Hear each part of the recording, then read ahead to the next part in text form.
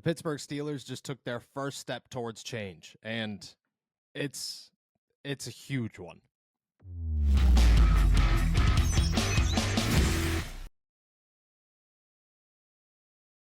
What's going on, everybody? I'm Noah Strackmine. Thank you for jumping on to Steelers to Go, your daily to-go cup of Pittsburgh Steelers news and analysis.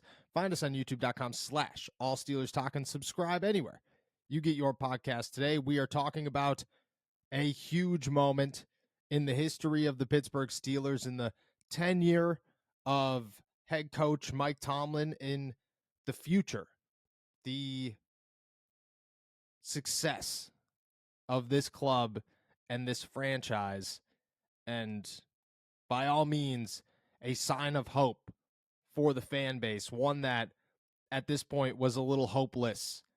Being there on Monday night and hearing the Fire Canada chants as loud as they were and as clear as they were, you could talk about how you were able to hear them on television. You could talk about how everybody brought them up or how nobody heard them except for Mike Tomlin. It was impossible not to hear them. I was in the press box behind the world's thickest glass, and even when the crowd is crazy, you could hear it, you could understand what's happening out there, but it's a dimmed feature. It is not a full-blown crowd. You do not get to experience all the craziness or all of the energy of Acrisure Stadium at all times, and especially where I sit, you have the front row, the second row. I'm in the third row. Kid's still young. I'm pretty much still a rook in this business, and I'm 3 rows back, which means I'm a distance from that crowd. And clear as day, loudest chant I have ever heard. And I have covered both Pittsburgh Steelers, Pittsburgh Penguins, and Pitt football games.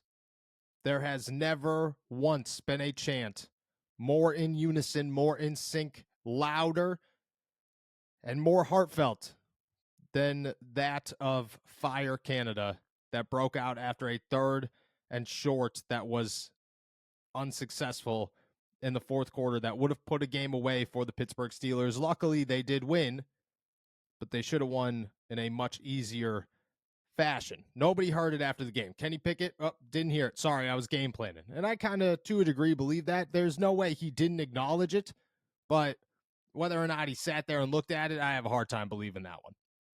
George Pickens didn't hear it, was too busy, focused on what we need to do the next time we were out there. You want to know who did hear it? Mike Tomlin heard it. Mike Tomlin heard it loud and clear. And for the first time in the history of this Matt Canada run, Mike Tomlin has, as clear as he can and as straightforward as he could be, acknowledged that there is no more excuses. There are no more moments to adjust. That this team is too good and the talent is too there, and the issues, they need to be fixed. This is the first time Mike Tomlin has taken a podium and said that the offense has a pattern, and that pattern is destructive, and that pattern is concerning, and that pattern could lead and should lead to change. It's a huge moment for the Pittsburgh Steelers. Those same fans also in the second half, fourth quarter, showed their displeasure with your offensive coordinator. What do you say to those fans in the stands that are second quarter? Man, I appreciate their passion. I share their passion. We all do. Man, we love our fans, man. They inspire us. They challenge us. It's an awesome relationship. Man, we don't run from challenges. We run to challenges. This is the sport entertainment business. It is our job to win and thus entertain them. And so, we don't begrudge them for that. We want them to be fat and sassy and spoiled. It is our job. Now, acknowledging that you heard the boos, acknowledging that your fans do not like your offensive coordinator, acknowledging that there is a problem or that your offense needs its mojo back or whatever. All great steps, all huge moments in what should be a step forward for this team and for this offense.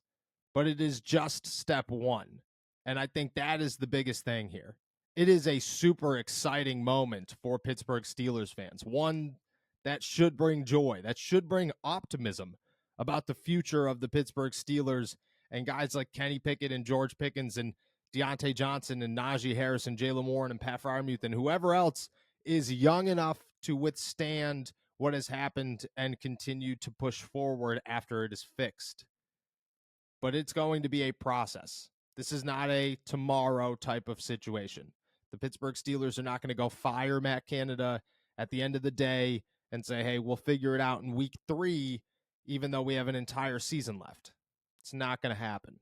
What is going to happen is the Pittsburgh Steelers are going to most likely go back to running the football as well as they could and find an identity on the ground, take as much pressure off of Kenny Pickett as possible.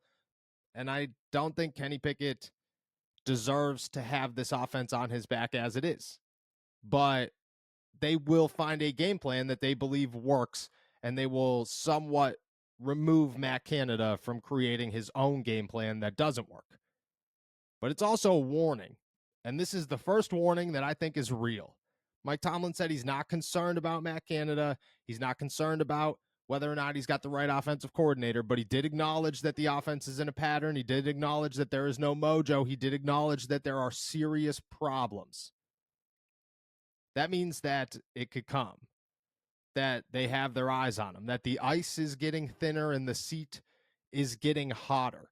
This is the first time that I have had a feeling or a hunch or have had any indication from the words of the Pittsburgh Steelers head coach that allows me to think that they are actually evaluating whether or not their offensive play caller is the right man for the job.